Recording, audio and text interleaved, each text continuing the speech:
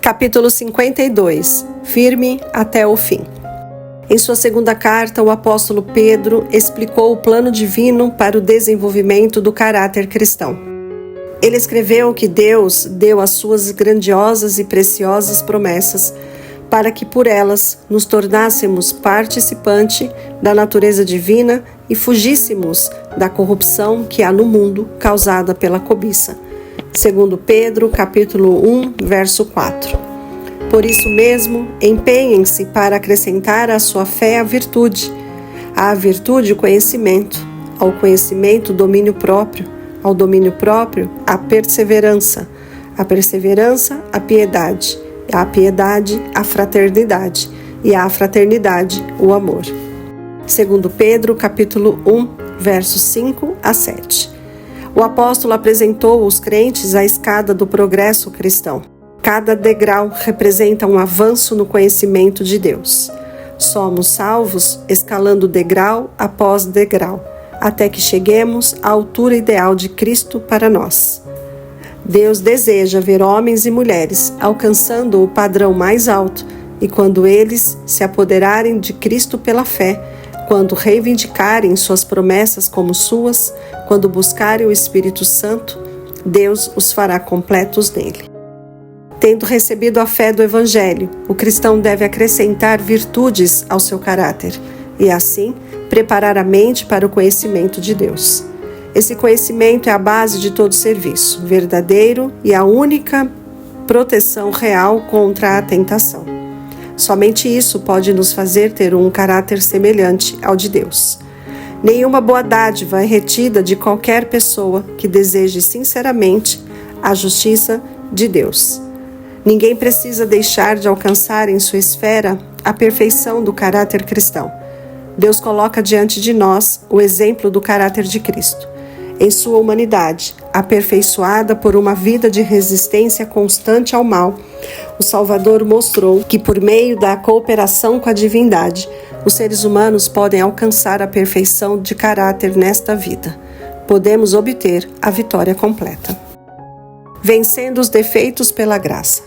A Bíblia oferece ao cristão a possibilidade maravilhosa de obedecer a todos os princípios da lei. Entretanto, por nós mesmos, somos incapazes de alcançar essa condição.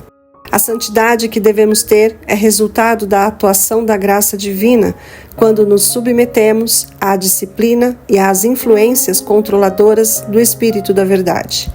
O incenso da justiça de Cristo enche cada ato de obediência com a fragrância divina. Os cristãos nunca devem desistir de vencer todos os erros e defeitos. Constantemente, eles devem pedir ao Salvador que cure os distúrbios da sua vida, doente pelo pecado. O Senhor concede forças àquele que, em arrependimento, voltam-se para Ele em busca de ajuda. A obra de transformação da impiedade para a santidade é contínua. Dia após dia, Deus trabalha em favor da nossa santificação. Portanto, devemos cooperar com Ele. Nosso Salvador está sempre pronto para responder à oração da pessoa humilde. Ele alegremente concede as bênçãos de que precisamos para lutar contra os males que nos rodeiam.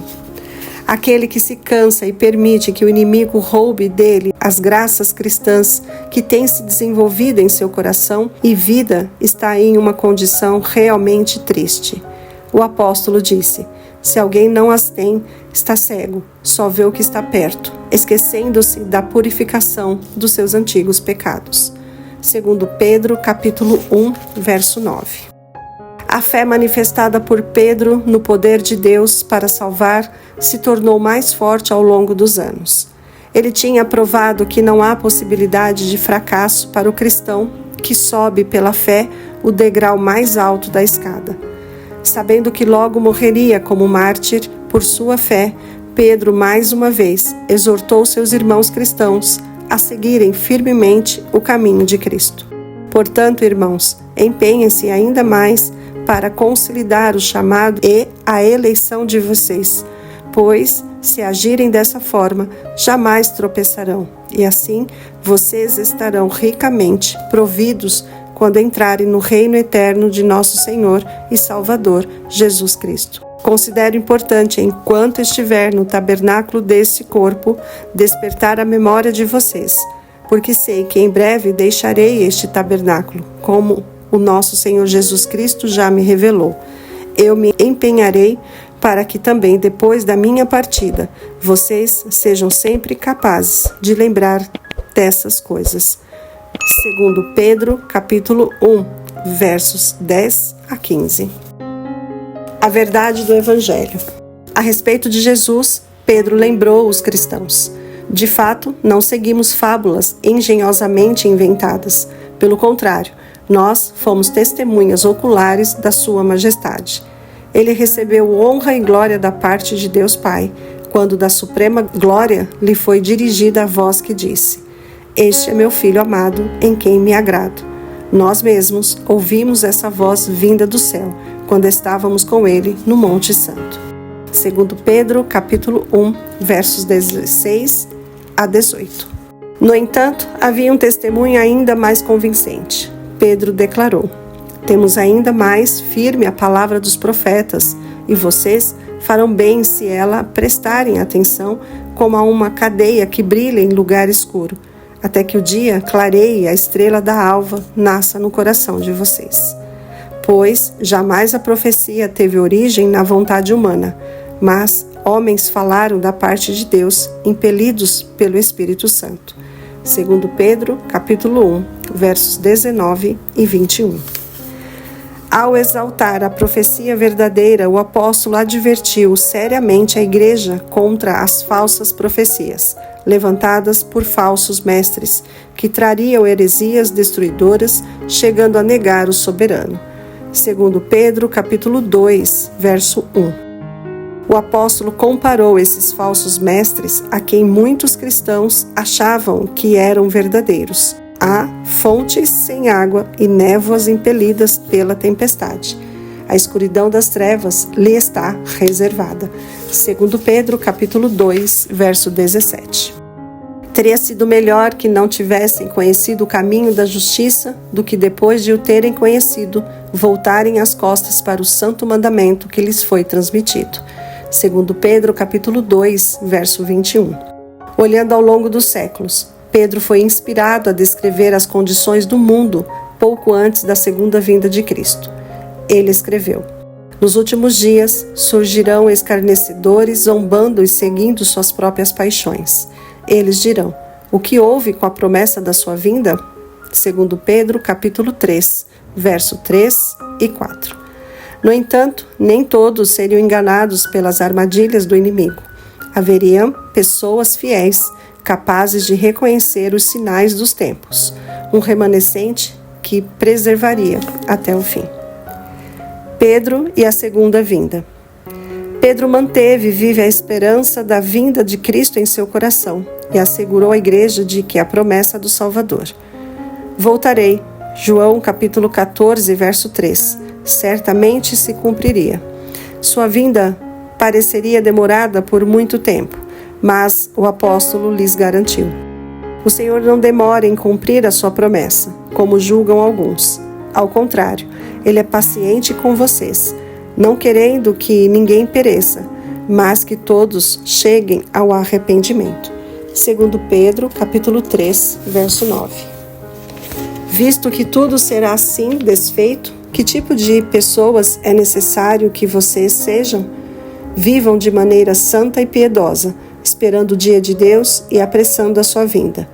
Naquele dia, os céus serão desfeitos pelo fogo e os elementos se derreterão pelo calor. Todavia, de acordo com a sua promessa, esperamos novos céus e nova terra, onde habita a justiça. Amados, sabendo disso, guardem-se para que não sejam levados pelo erro dos que não têm princípios morais, nem percam a sua firmeza e caiam. Cresçam, porém, na graça e no conhecimento de nosso Senhor e Salvador, Jesus Cristo. Segundo Pedro, capítulo 3, versos 17 e 18. Pedro terminou seu ministério em Roma, onde o imperador Nero ordenou sua prisão aproximadamente na época da última prisão de Paulo. Assim, os dois apóstolos, tendo trabalhado duramente muitos anos, separados pela distância, deviam dar seu último testemunho de Cristo na maior cidade do mundo, e naquele solo derramar seu sangue como a semente de uma imensa colheita de cristãos. Pedro enfrentou bravamente o perigo e mostrou uma nobre coragem ao pregar sobre um Salvador crucificado, ressuscitado e que havia subido ao céu. Enquanto estava em sua cela, ele se lembrou das palavras de Cristo. Quando eras mais moço, tu te cingias a ti mesmo e andavas por onde querias. Quando, porém, fores velho, estenderás as mãos e o outro te cingirá e te levará para onde não queres. João, capítulo 21, verso 18. Jesus havia revelado que no futuro as mãos dos discípulos seriam estendidas na cruz. Como judeu e estrangeiro, Pedro foi condenado a ser açoitado e crucificado. Ao contemplar essa morte terrível, o apóstolo se lembrou de seu pecado quando negou Jesus na hora de seu julgamento.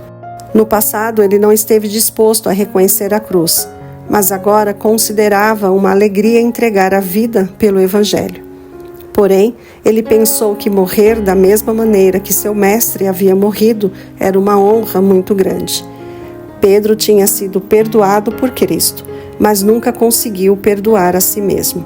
Nada podia aliviar a amargura da sua tristeza e arrependimento. Como um último favor, ele pediu a seus carrascos que o pregassem na cruz de cabeça para baixo. Eles atenderam a esse pedido e assim morreu o grande apóstolo Pedro. Se gostou, deixe seu like, seu comentário, compartilhe e se inscreva no canal.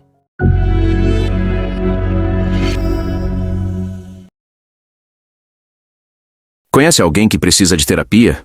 Alguém que está em depressão? Ansiedade? Estresse pós-traumático? Entre muitos outros traumas e problemas de ordem emocional ou psicológicos? Entre em contato hoje mesmo com os terapeutas Marcelo ou Nadi. Diga que assistiu o vídeo e ganhe uma consulta grátis.